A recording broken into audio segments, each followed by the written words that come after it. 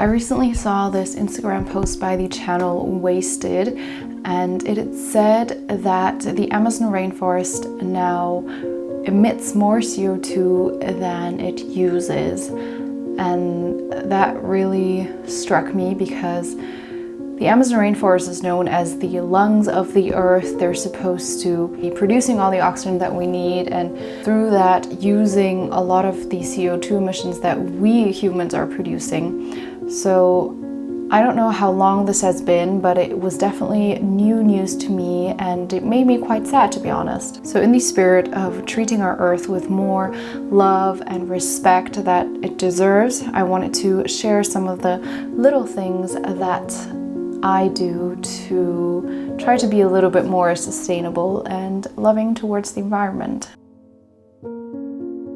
The thing is, we're in charge of our own actions, and our actions speak louder than words. And I personally want to be an example when it comes to my actions. Now, when it comes to being more sustainable or environmentally friendly, I believe that it's not about doing all or nothing, being super eco-conscious and friendly, or just you might as well forget it. I truly believe that every single thing that you do can really help, and if everyone takes one little step or thinks this way, that if I just do one thing, I think we can really change a lot. So we don't need to be perfect, we just at least need to do something.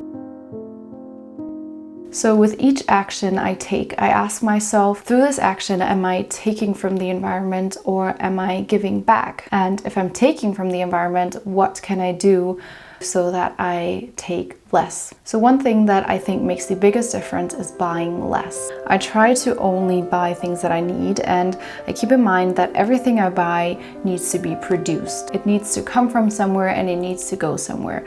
Raw materials need to be used, waste is emitted while it's being produced, and in the end, whether it's in 2 years or in 10 years, it has to end up in the trash sooner than later. So for me personally, I really try to buy as little as possible. So my minimalist belief definitely also has an environmental factor to it. And if I do really need something, I try to buy it secondhand. I feel like shopping secondhand is really like a treasure hunt. Sometimes you find amazing things that are so unique and so beautiful. I think is worth so much, that things that money just can't buy, and I'm so happy that I get to find them and get to give that item new life.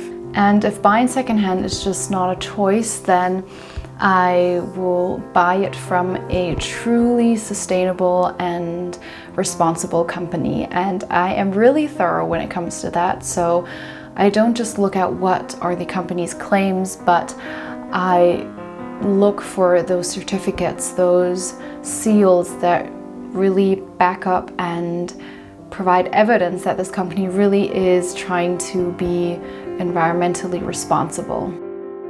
Also, something that I think especially the younger generations, myself included, tend to forget is that you can repair things.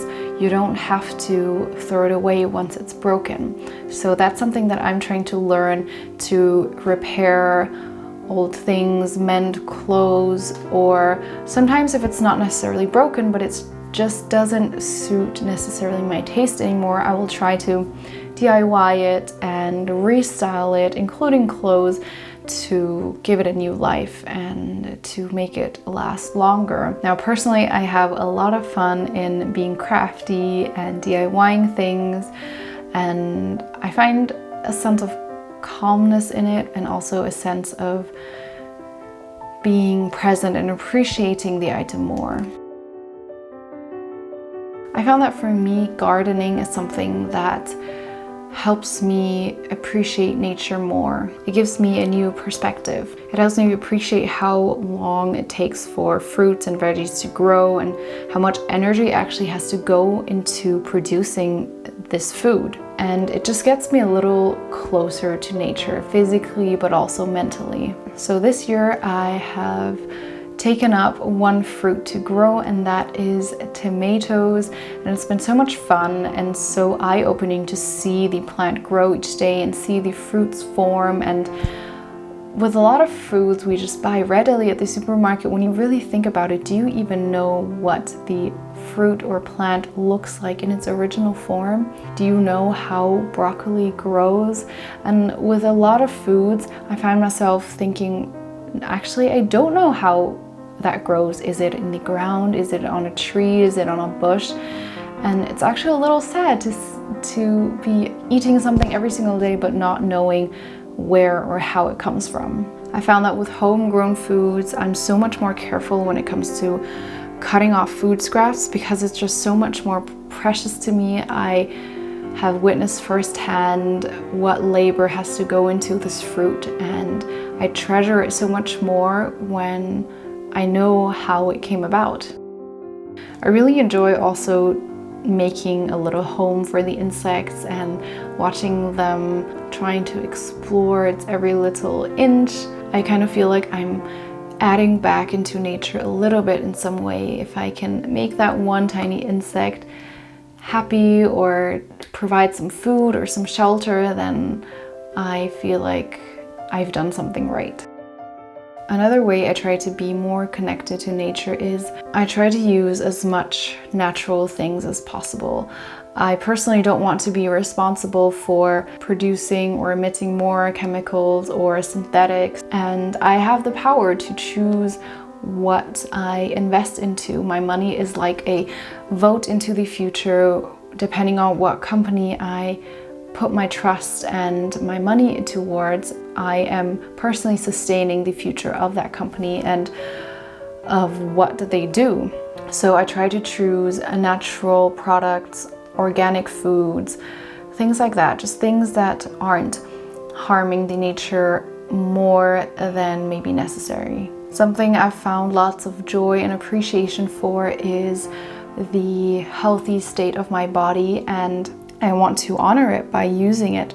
So I try to walk and bike whenever and wherever I can, and it's a little reminder of how powerful my body is and how grateful I should be for it.